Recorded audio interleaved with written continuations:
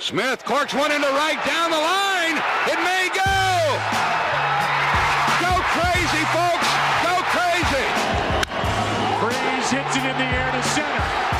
We will see you tomorrow night. This is the Viva Albertos podcast on SB Nation. Welcome back into the Viva Albertos podcast. For you now, we have part 2 of our conversation we had with the great Bernie Miklasz here on the Viva Albertos podcast. Thank you guys so much for listening. And without further ado, back to the conversation. What we're going to do now is we're going to shift into a segment you used to have on your radio show. It used to be called Ask Uncle Bernie, and I think personally that this is something that you should implement into your videos going forward, maybe once a month doing a video that's, you know, asking kind of your version of a reader mailbag where you just kind of ask Uncle Bernie and, you know, 4 or 5 questions that appear that you could kind of take an answer to. The first one, you've talked about some of your connections in baseball, and I have some as well, but maybe not as prominent as you do. But this question comes to us from our great friend Kyle Reese of Birds on the Black and Prospects After Dark. And if anyone who's ever experienced that, it's a delightful treat. And he asks Bernie, what is your most controversial moment of your career? He referenced two moments specifically that he thought stood out to him. One was you getting in a shouting match with Tony La Russa.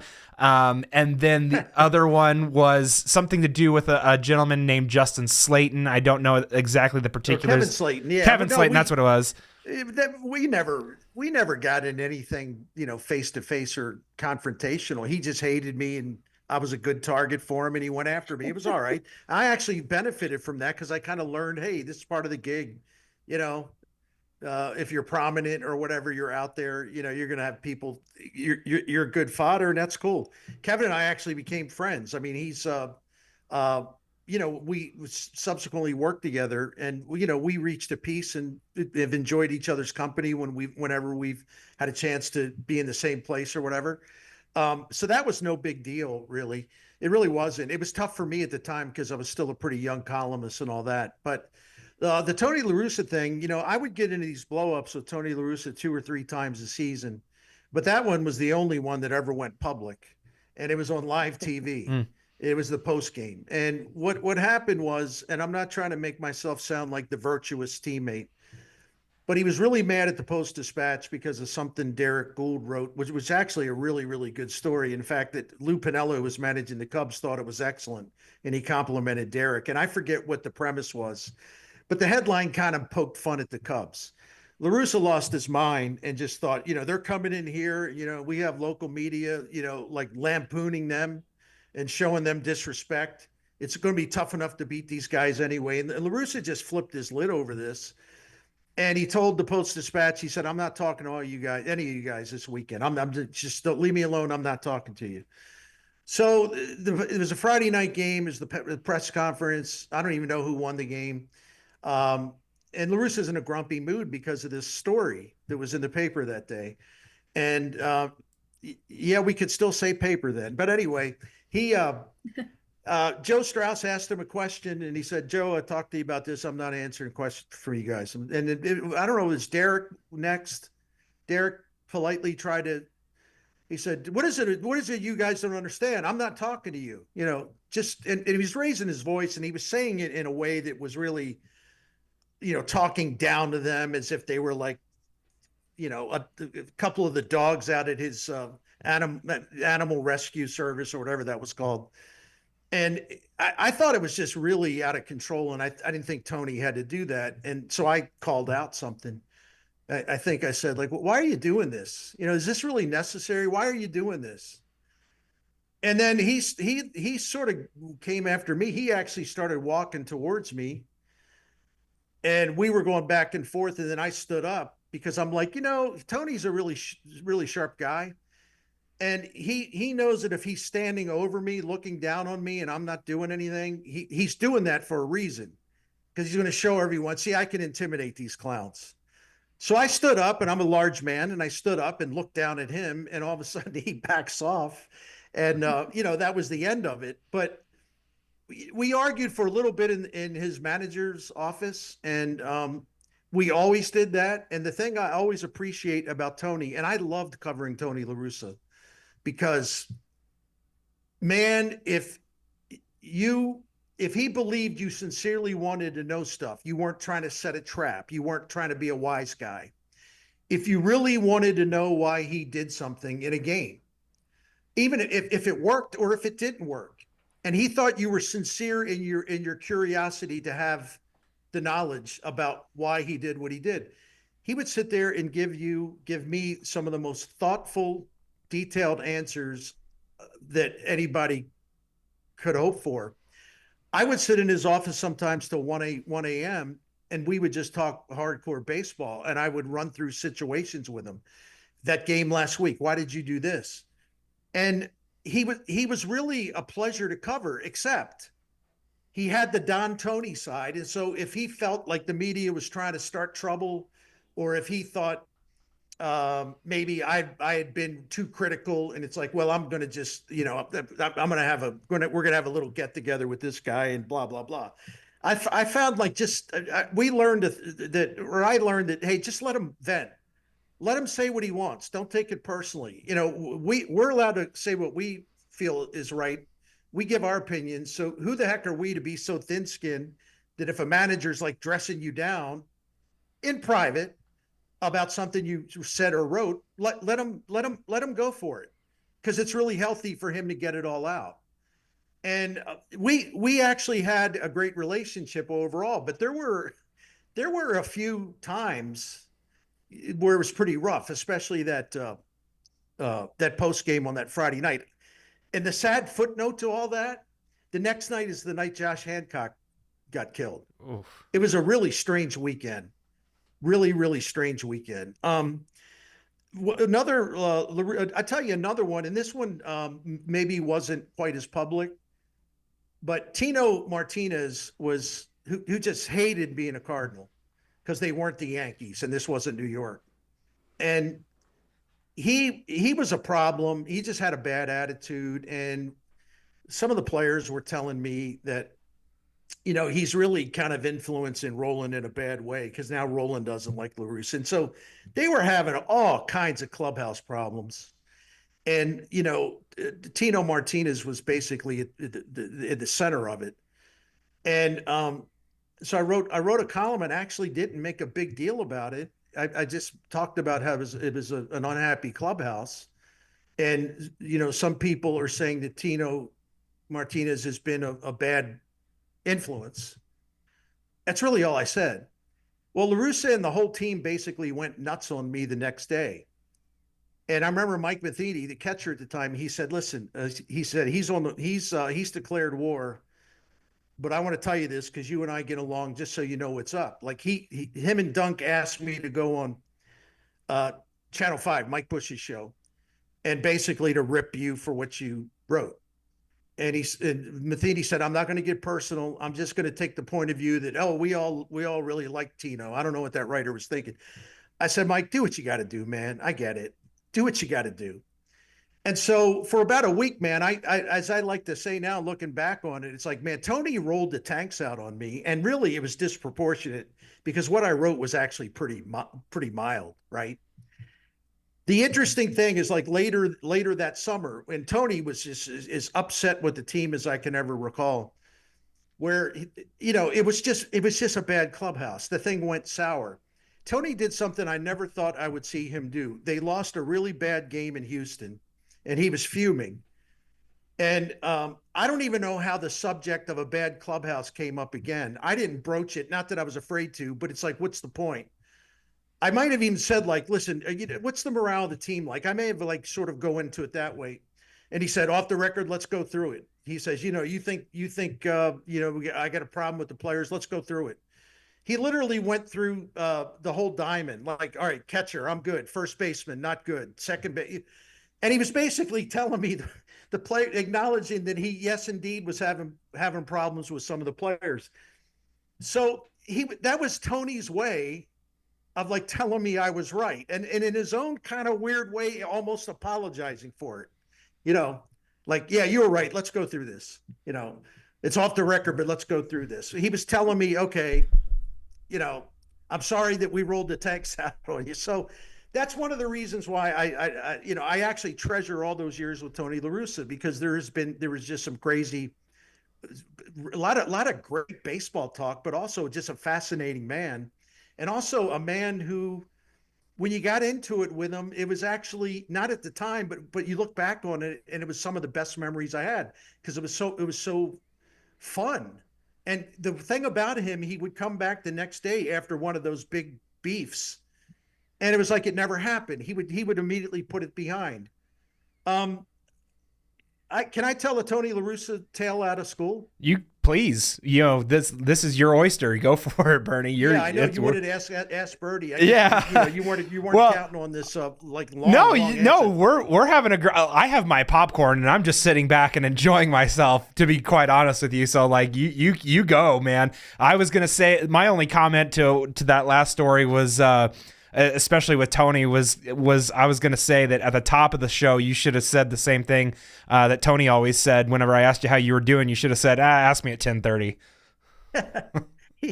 I was getting emails after that from Australia, all these places around the world, Cardinals fans watching this live, on their laptops or tablets or whatever. And it was just freaking me out. I mean, I'm getting 1,000 emails like every 90 minutes, called every name in the book. I was like, well, this is kind of fun. This is a little different. But here's my all-time. Well, I have two all-time favorite Tony La Russa stories. The one I'll make brief. Tony would get frustrated with me because sometimes the team would be on the road, and there was something I wrote, and I wasn't trying to be sneaky. Man, those guys see me. I'm around the clubhouse back in the day. I was always there. But if they're on the road and I write something, they're on the road. What do you want me to do? But he called me up and he said, Bernie, it's Tony. That's how he always said it. And I knew it's trouble, right? And I said, what's up? He said, listen, man, I'm just going to lay it out with you. You frustrate me because, to your credit, when you're at Busch Stadium, and I know I can always talk to you, but when you write this bleep, when we're on the road, I feel like I can't tell you that you're wrong and explain to you why you're wrong. And he said, I got to be honest with you. It just drives me nuts. It's like really building up. And I said, well, Tony, I said, I'm dead serious about this. You have my phone number. I said, you call me anytime around the clock. And if I can answer, I promise you I will answer. If I can't answer, if it's 2 a.m. or something and you're wound up from a game, leave a voicemail, and you can leave a long voicemail, and you can call me names and you can explain why I was so stupid. And it's good. It's good. Let it all out. And so that was our relationship. And I would get voicemails from him telling me what I got wrong. And, hey, I thought you were better than this, that kind of stuff. And it probably, in a way, saved our working relationship, because he felt like, okay, here's a guy, I can say what I want. He's not going to hold a grudge. He's not going to try to lash back. Or I'll show him, I'll write a nasty column about him. Because no, by then I was like, what's the point of that? So we had this really interesting relationship that way. But here's my all-time favorite story, and it's a big one, I think. And if I ever write a book, it'll be in the book. I don't think I have time to write a book anymore. But World Series Game 5 in Texas, the famous bullpen fiasco, the bullpen phone fiasco, right? Where Tony's calling down to the bullpen, Dunk's calling down to the bullpen, and they're telling them to get somebody ready, but they can't. The phone's cutting out in the bullpen end of it, and there's this big mix-up. And all of a sudden, Lance Lynn walks in to the game, rookie Lance Lynn, and La Russa actually said to him, like, "What are you doing here?" Like, I didn't call for you. And so it was a huge fiasco, and it was really, really embarrassing for Tony La Russa, because by then, whatever his age was, and it happens to all of us, it's like, well, maybe he's starting to lose it all. This is like, it's a shame to see a great manager lose it the way he did, type thing. So I wrote a column about the thing, and I said, man, Tony La Russa, whatever the explanation was, it didn't add up, and it was not explained properly. And because of this, this was a blow to his reputation. This was a guy that had just been an incredible manager. You know, all of a sudden it's like he didn't even know how to bring a pitcher into a game. And whatever they said, it was just a really, really bad look for Tony La Russa. And I said some other things, and I mean, but that's about as hard hitting as I got. But I'm just saying, hey, how do you mess this up? And I went through it, their stories and all that. But my bottom line is, I said, this was a really bad night for Tony La Russa because it's something that's going to stick to him. And so I kid you not, I'm not embellishing the story. I took the first flight out of Dallas, Fort Worth to get back to St. Louis because it's the day between games, before game 6, the day off. And they have a pretty early media room thing, maybe noon, 1 o'clock. So I'd like to get the first flight out to make sure I'm home really early. So I kid you not, I'm pulling up in front of my home in my neighborhood here, and the phone rings, and it's like 7:15, 7:30, something like that, right? I'm in my car. I just turned off the ignition. It's Tony La Russa. And he just says, "What are you doing? What are you doing?" And I'm like, "What are you talking about?" He said, "Listen, I know that wasn't our finest hour. I feel pretty stupid about this today, but you made a really, really big deal about this. What are you doing, man? Like, why are you turning this into a big story? I don't understand you. Okay, it was a mistake, but why are you doing this?" And I'm like, "Tony, do you trust me at all to fill you in and you're going to believe me? Will you give me the courtesy of let me tell you something, the reality of this?" I said all the baseball writers around the country that you like and respect and have a relationship with, they're all in the press box after the game, and it's the only thing they talked about. "Oh, Tony's losing his marbles. Tony's losing this. Oh, Tony, my gosh, is he nearing the end of a career?" As it turned out, he was, but we didn't know it at the time. That's all anybody was talking about, that entire press box. Now we can argue whether it should have been such a big story, but it was a huge story. It was huge. But he thought, since he hadn't read or seen or heard anything else, he thought it was like little old me stirring it up, right? And I said, "Tony, we've been together a long time. We've had battles. I respect you. You respect me. We've made this thing work." And I said, "You got to believe me when I tell you this. This is a huge story. It is a national story. And when you walk into that news conference today at 11:30 or 12, whatever it is, the first 15 questions are going to be about this. So you think it's just me. Well, you better buckle up, because when you walk in that media room, you're going to see exactly how big of a story this is." And he says, "Well, that's ridiculous." I said, "You may think it's ridiculous. I'm just telling you how it's going to be when you walk in there. So be prepared. That's all I got to tell you. Be prepared." So I wasn't trying to do him a favor. I was basically telling him that it's like, okay, oh, you don't think it's a big story? Well, you're going to find out when you walk in the room, right? And so Tony's a really smart guy. So he had the whole morning to think about how he would handle this.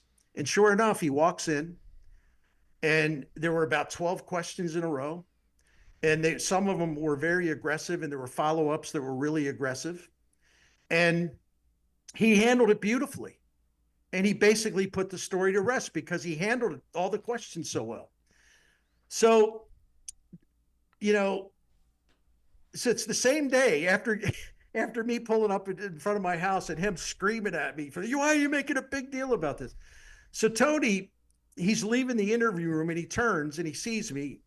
No one else could see this, and he winks, and then he walks out. He walks through the door to go back to his office. So like squints off the sand line. Yeah. When they do the wink. he kind of winked, and he was kind of saying like, "Okay, you were right. All right, thanks." Because I think he recognized in an indirect way I really helped him out too. It wasn't me like saying, "Oh, I got to help my buddy out here." No, that wasn't it. It was just like, "All right, you're hollering at me. Okay, man, you're going to walk into the lion's den as soon as that media." Good luck. Yeah. But he winked, and he gave me a little smile. I don't know. That kind of story is something that's one of those stories like I'll always take to the bank. I mean, that's just a great story in terms of my career. I mean, great story in terms of me, not for anyone listening to it, but it's one of my favorite stories. I have one more question about a great story. So if either of you have any last questions to get in for the great Bernie Miklasz, I suggest hopping on that opportunity right now. I don't really have anything else. I do want to warn you guys. I'm in St. Charles. The sirens went off. Okay. Uh-oh. So yeah. Yeah, but, I had they stopped, but they might be moving your way pretty soon. I've got Channel 4 on my phone going right now on silent. I'm watching. Don't worry. It's all in like St. Clair and Union right now, so we've got a little bit of time. It's the only thing I have, and it's not even really a question, but I just wanted to give Bernie props because I quoted him in something I wrote about Nolan Arenado and his bat speed, and I know you've talked about it twice. Or at least written about it twice that I've read, and I linked to it and I quoted it, but it gave me the idea to look into it, and so I wanted to mention it because I'm like, I actually have the person I'm talking to. So I'm actually talking to the person that gave me the idea to look into that more. So yeah, and it's something that we all should track the whole season, really. Yeah, I'm very curious about it. So the early returns in spring training, his bat speed was improved. Now that was very early, so I don't know if that 5 swings or something like that. Yeah. So go ahead, Heather. I talk too much. Go ahead. I'm sorry. Oh no, you're fine. That's all I had. I just wanted to let you know that that was her parting shot. Yeah. Oh, okay. Yeah, cool. No, this is the cool thing about writing and stuff. I think too is in being interested in reading other people's work is, you get to not steal, but pick their brains. Yes, we get a lot of good ideas, and I just wanted to shout out that I read it on Scoop. I think it's Scoops. Sure, scoopsnetwork.com. Yeah. Yep. And I thought it was really interesting, so I wanted to shout out Scoops in your writing because I really enjoy it. Well, not that everyone doesn't know that. I enjoy what you do because that's been a great vehicle for you and VEB for a long time, and you're to be praised for that. Well, thank you. Second that as well. One thing I did have a comment, not so much of a question, but sure. I was muted while you were talking about the whole Tony La Russa frenemies pipeline, but no, I just wanted to say I know Tony La Russa has been the manager of the Cardinals. You had Mike Matheny, you had Mike Schilt, you have Ali Marmol now. They all had their little segments on the Fox Sports, Bally Sports, FanDuel, whatever, Midwest thing, but nothing will ever top Tony TV post-game shows. You had mic'd up with Mike Matheny and Schilt, whatever Ali Marmol's show is called, but Tony TV, it could be a freaking 2-20 blowout loss. And I would love to turn on Tony TV at the end of the game just to listen to that. It was great entertainment, wasn't it? It really was, because you never knew what kind of mood he was going to be in. Well, if they lost, it wasn't going to be a happy mood. You never knew what would trigger him. It's something innocent, seemingly, and for whatever reason, he'd get rabies all of a sudden. I just and then some of the better stuff also happened after the TV lights went out or off. Like he'd be making his way to his office, and Steve Klein had mouthed off about something, basically taking a shot at La Russa. I don't know what it was exactly anymore, but and La Russa's like, when did he say that? When did he say that? I said, well, Martin Kilcoyne just talked to him 7 or 8 minutes ago while you were in there. You're in the media room. He said that? Yeah, he said that. You sure he said that? You guys got that on tape? Yeah, he said that. And he's like, where is he? And he just takes off looking for Steve Klein. And I'm like, man, I hope we all don't have to write another story now tonight. Manager punches out relief pitcher, So shout out to Steve Klein for the nastiest cat bill in baseball. Oh yeah. No, it's never a dull moment with Tony La Russa, but very thoughtful guy too. But Adam, you're so right about that. And I think even we media dogs actually thought it was great entertainment as well, because One Tony, thing, Tony always sorry. kept it interesting. No, go ahead. I'm sorry. No, I'm sorry. I didn't mean to cut you off. I just wanted to ask a follow-up, but go ahead, finish your story. No, that was it. That was all. Okay. No, I just wanted to say, I mean, you've been in the game for, a long time. I just wanted to know, I guess, player, executive, or manager, or whoever the case may be, who is the character you've seen in St. Louis sports who is the most animated character in St. Louis sports that you've seen, whether it's, Rams football, whether it's Cardinal baseball, Blues hockey.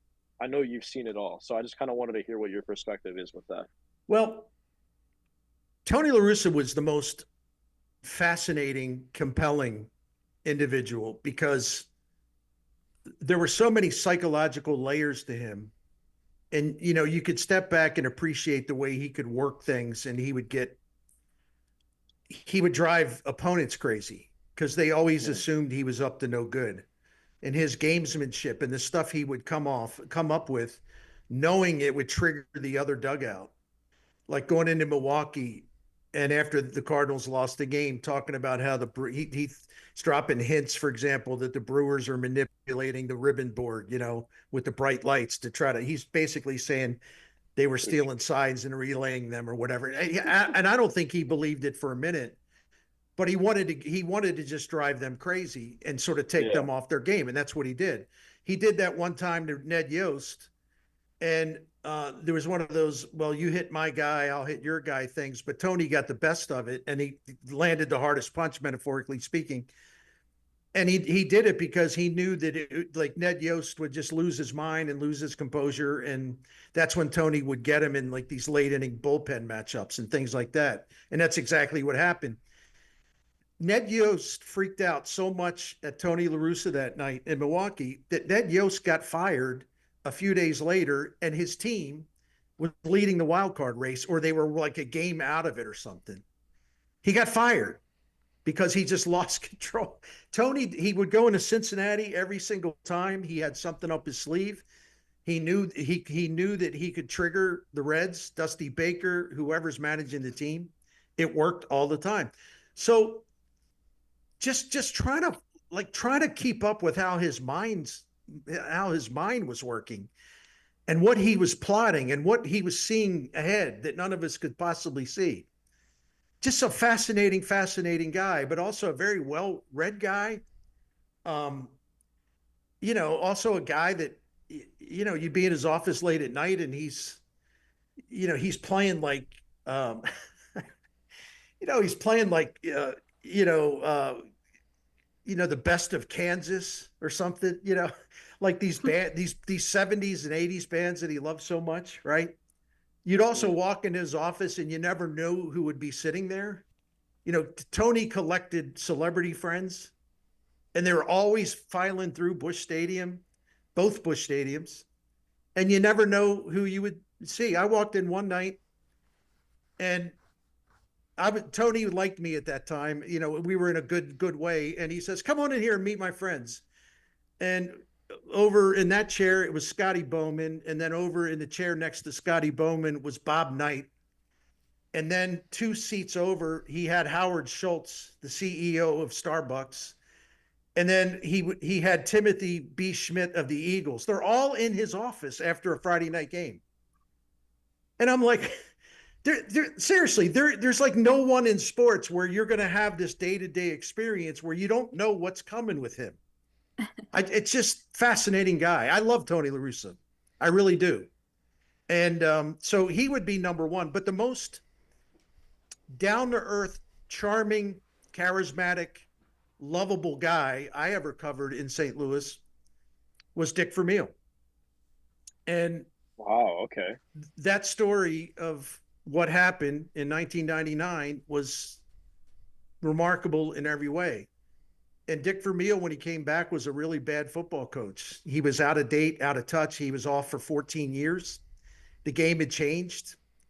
He was still trying to have practices and training camps that they used to have in the 70s or 80s, and the players were rebelling, and it was an absolute mess. He was really close to getting fired after the 98 season. But he made some changes, and the rest is history. And But every step of the way, just a lovable, affectionate, genuine human being. And there's not a thing anybody could say about him or write about him in a critical nature that he would take offense to. He handled everything with like, listen, people are telling me you wrote iPads. Hey, you're a good guy. I know you're a good guy. So you must have had a reason to write what you wrote. And that's fine. I love you, buddy. You know, and then he'd walk away. And you think, well, he was just trying to play. No, he wasn't. He was like that with everybody. I mean, a very unique man. I was so happy when he won that Super Bowl. He was just delirious. And he comes rushing over to me. I'm media, right? And I was a guy that ripped him a lot because he was really bad the first couple of years. He wins the Super Bowl, and I'm waiting in this little media pen to go into the locker room. And he rushes over and just like throws his arms around me. And I'm like, I was kind of like uncomfortable because I'm sure other people in the media are like, oh my gosh, this, you know, what, he's hugging the sports writer? What, the sports writer is part of the team? But that's Dick Vermeil. It was a totally genuine moment, right? Yes. The other most fascinating individual that I've ever covered in St. Louis sports, and it is Rams, was Georgia Frontier, the Rams owner.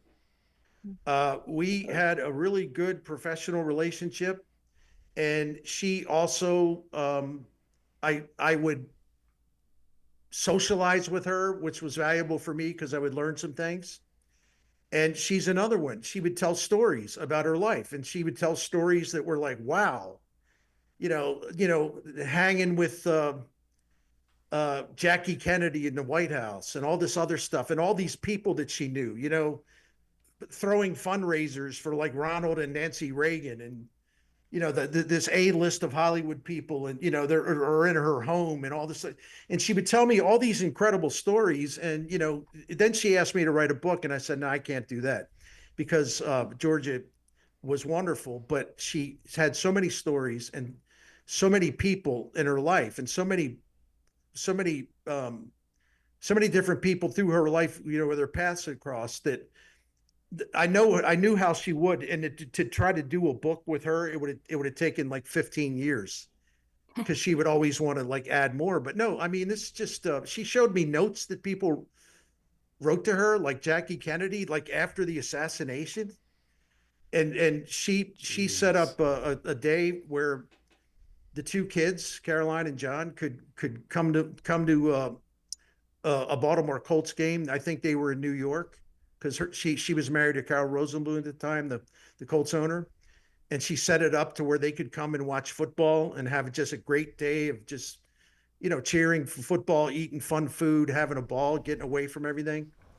And she got this beautiful handwritten letter from Jackie Kennedy. So, but there was stuff like that all the time. You never know who would show up. I go to dinner with her on the Hill one night, and listen, man, these are old time actors.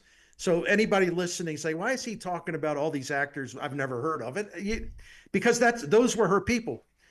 So I walk in one night, and, you know, the famous actor, Donald O'Connor was there. And I'm like, you know, Bernie, this is Donald O'Connor. Surely you've seen his pictures. Yeah, you know. And he starts telling stories about Singing in the Rain, which is like an all-time great film with Gene Kelly. Right. And he's telling stories about working with Marilyn Monroe and how Joe DiMaggio would show up on set, and Joe DiMaggio would be convinced that she was having flings with like everyone working on the film.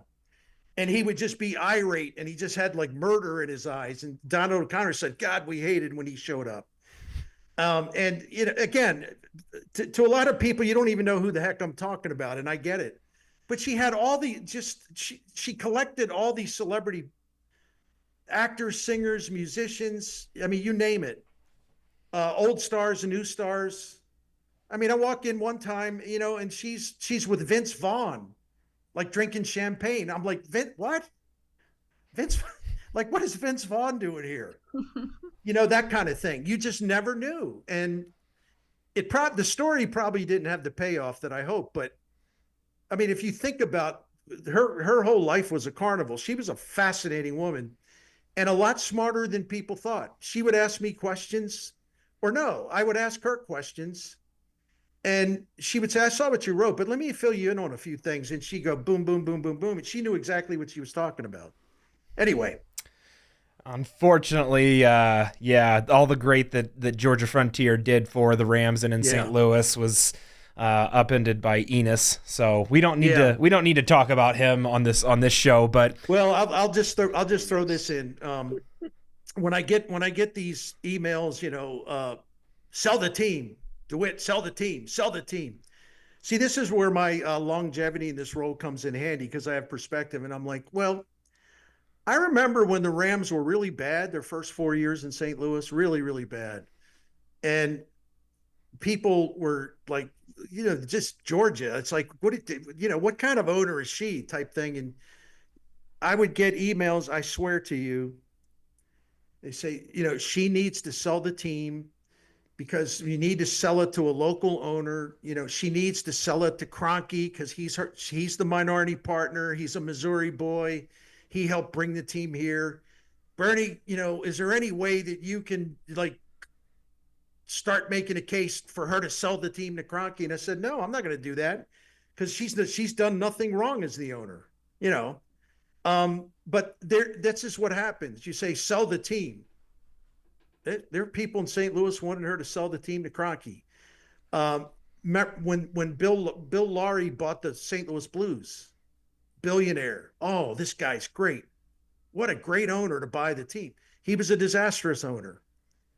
They had the lockout. They missed the whole season. And then he ordered them to strip down the entire payroll.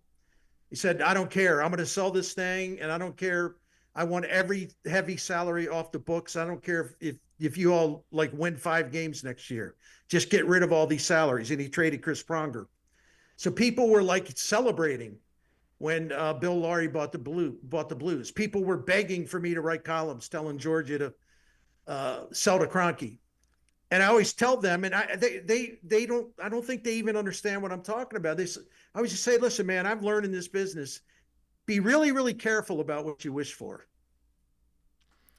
You never know who's going to buy the team. For sure. Absolutely.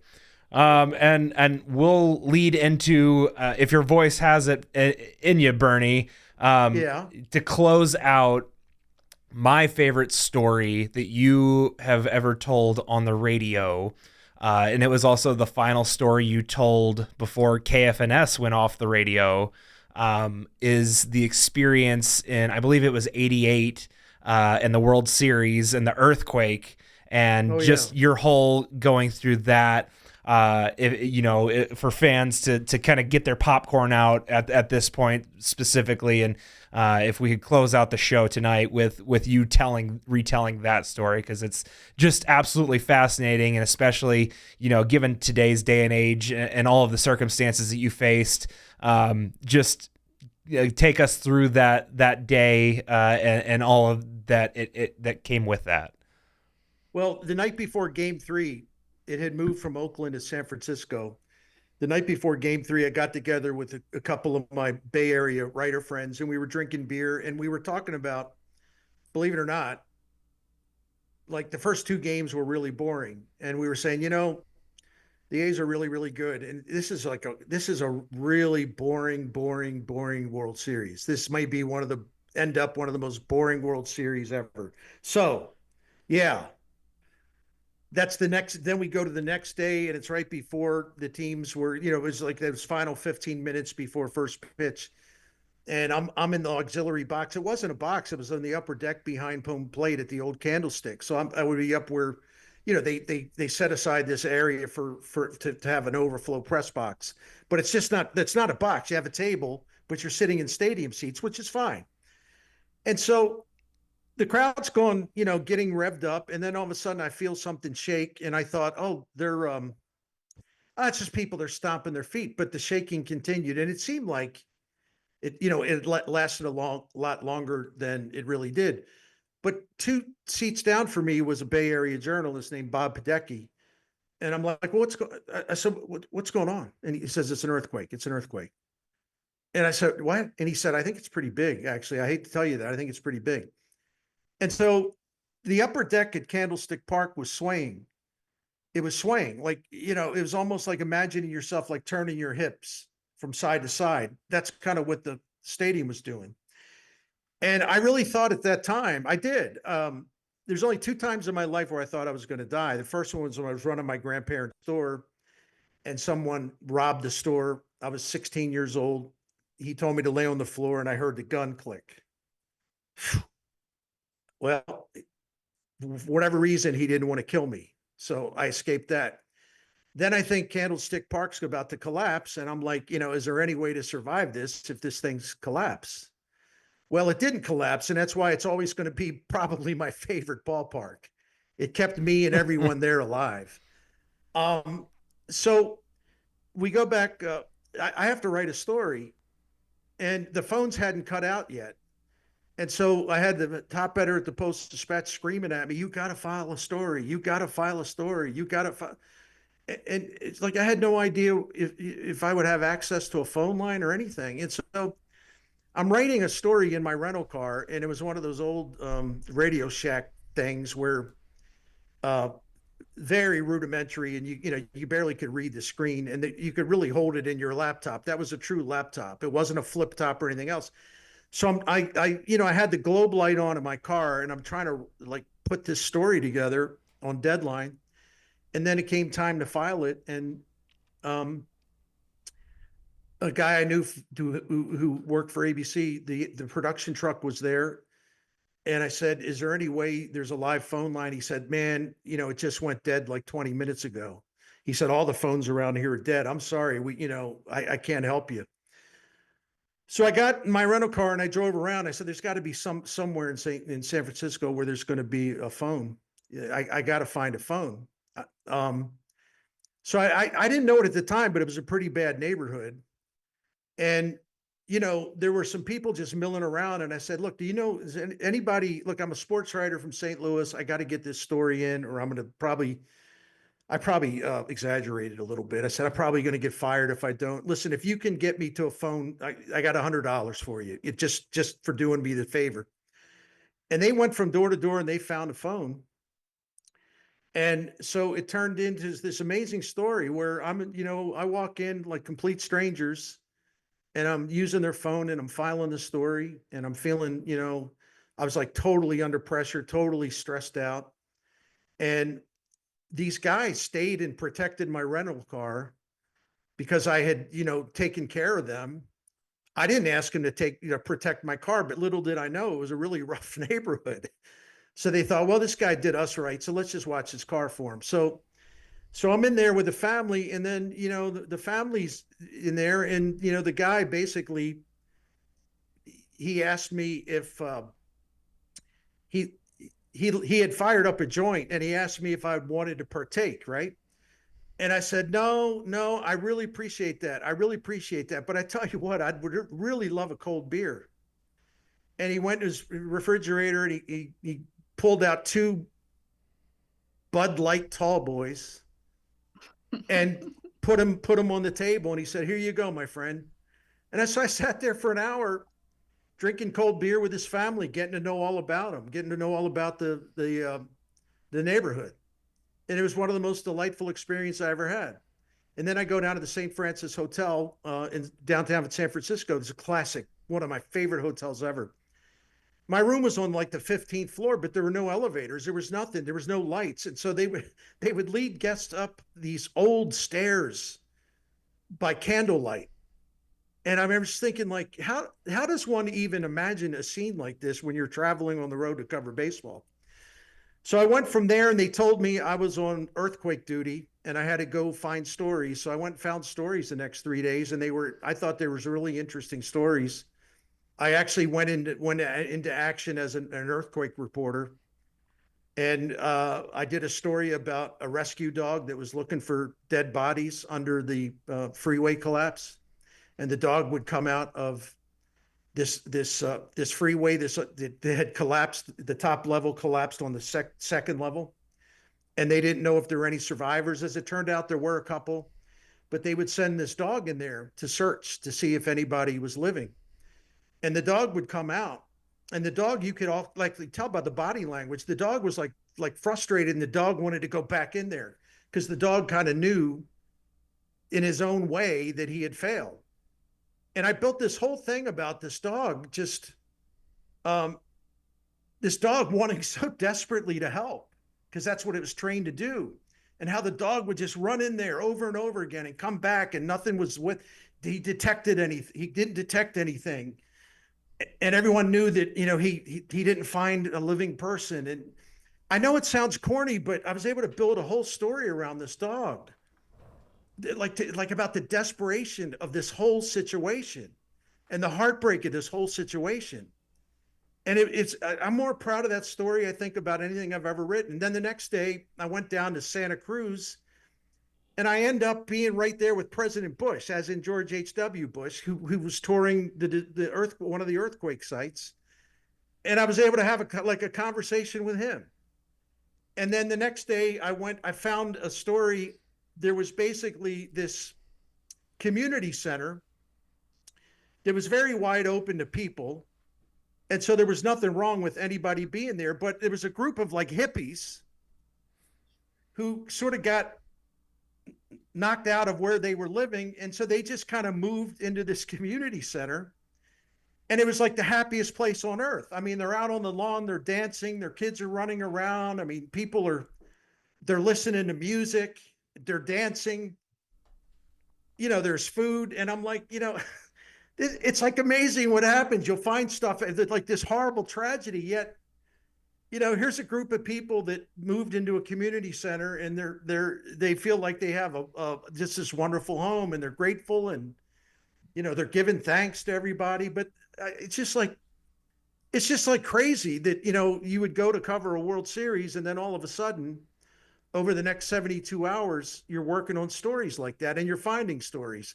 The one story I wanted to get to, and I missed by about an hour. I heard rumors that the great Joe DiMaggio, who lived in the Marina District down in San Francisco, was in line with all the other residents down there to file for assistance because he had to move out of his home and all this stuff. I missed that by about 45 minutes. That would have been a great story. So anyway, no, what a memorable experience, to say the least. And I didn't know if you wanted me to tell you all those stories. Oh, but, yes, please. Absolutely. For sure. And, just we talk about baseball and how important baseball is sometimes, but really, truly, the reality is the human condition that surrounds the game of baseball. And Bernie, you are such a what's the word I'm looking for? Not necessarily aficionado, but a certain word I'm looking for. I don't know, but it's right there on the tip of my tongue, but I can't get to it. But such an ability to talk about the human condition in the game of baseball, as well as affectionately being labeled, stat boy, and you take that to heart, and for that very reason that I've always in my short time writing professionally, I guess, semi-professionally, what you would call Viva Alberto's, was always just a tremendous guiding light for me in the way that you attack things and the way that you viewed them. And so I know for Adam and for Heather both, like we can't even begin to thank you enough for just coming on here and giving us your time and sharing these stories, and just, the traveling back in recent history, and, the things that you've seen and things you've done. And you ask sometimes, like, does anyone care anymore? Does anyone still read or listen? We read, we listen every single day, and still think that what you're putting out is still top of the line in the industry. And I know that you've kind of, in our conversations, been kind of wary about that stance, but I can say 100% without a doubt you're still at the top of your game, even at 66. And we're just so thankful that you took the time out to join us on this podcast and talk baseball with us and share your experiences and your stories, and we'll be forever grateful for that opportunity. Well, no, I'm really appreciative you had me on, and you gave me the microphone, and you gave me a chance to tell these stories, because telling these stories actually gives me great pleasure. Because the games are one thing, but the people you encounter and get to know, and the experiences you have with them, whether it be some of the people I talked about or total strangers in the aftermath of an earthquake in the San Francisco Bay Area, I've had an extraordinary life, a career as a sports writer. It's all I ever wanted to do. I used to write stories for my father. We'd come home from an Orioles game, and I'd be so fired up, I'd go into my room and just on a pad, and I would write a story about the game we just watched. And I would take it to my dad and give it to him, and he would smile. And he encouraged me to write. He'd bring papers home every day. I was like 7 or 8 years old, and I knew that this is what I wanted to do for a living. And I'm serious. I knew. And so there was a time where if somebody, the first newspaper job I had paid like $180 a week. And if someone said, well, you can sign a lifetime contract for this right now, I would have signed it. So whatever dreams I had, that little boy who grew up between Baltimore and Washington near Annapolis, that little boy that used to write stories for his dad. I wrote like a children's book for my mother about a baseball glove. Whatever dreams I had dreams, man, totally exceeded anything that I ever dreamed of. So, and a lot of it has to do with, like you said, the human experience. It isn't just the games. They're important, but man, all my stories are about the people that have been a part of my life during this long journey I've been on. And other media people too, and other people that I haven't even talked about here. Like I just have great stories, and I really should start to put them down to maybe, eventually would have enough for a book. My travels with Bob Knight. And I know, the Bob Knight in his final years was kind of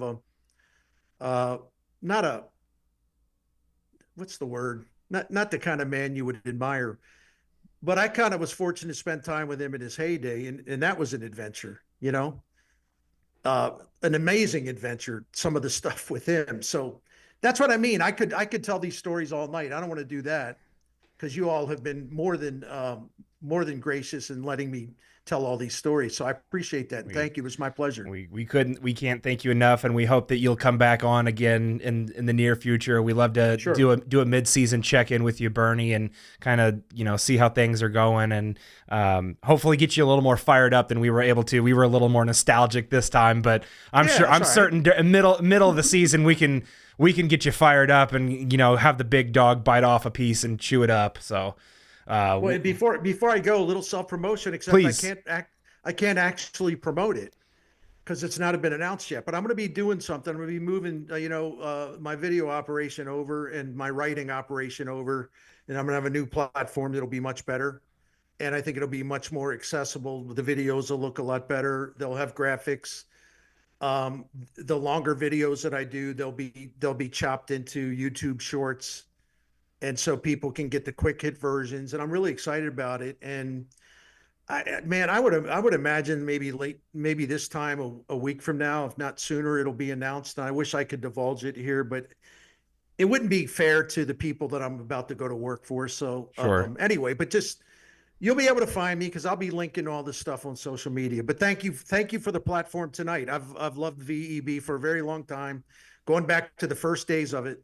And it's good to see that it's still kicking and still got excellent people working for it. Well, if we have anything to say about it, we're trying to give it a second life and bring it back to somewhat of its heyday. But like we've got things under wraps that we're working on, that we're working towards, that we would like to implement eventually. And so not to sound too weird or cliche, but VEB will rise again, and we will.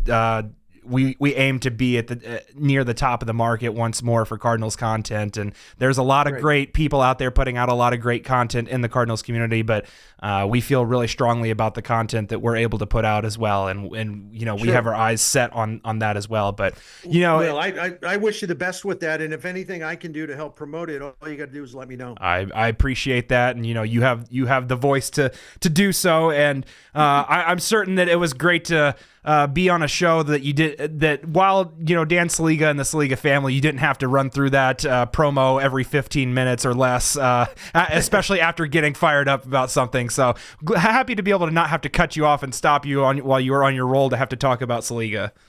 There you go. I appreciate that too. Thank you so much, Bernie. It was great having you on, man. Adam, great to visit with you too, and really enjoy your analysis of all things Cardinals. And Heather, I've been a fan for a long time. You just didn't know it. And I finally meet the famous little Scooter, or little Scootle, sorry. And Jake, you're a new friend, but I've enjoyed our conversations, on Blue Sky, the DMs going back and forth.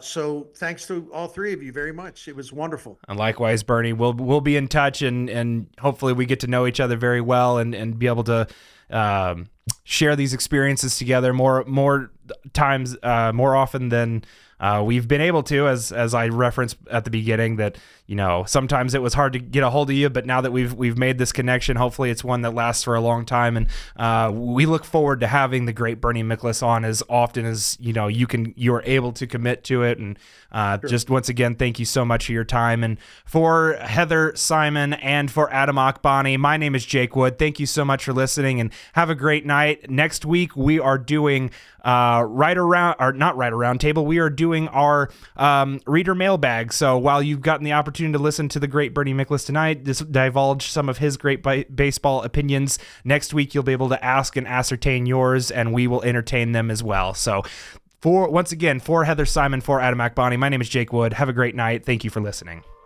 Thank you so much for joining us for this episode of the Viva El Birdos podcast. Please leave a rate and review on your favorite platform and turn on those bell notifications so you can be notified the moment our newest episode is released. As always, make sure to give us a follow on X, Instagram, Blue Sky, and Facebook. Just type in Viva El Birdos on any platform to find us. Have a great day, and thanks for listening.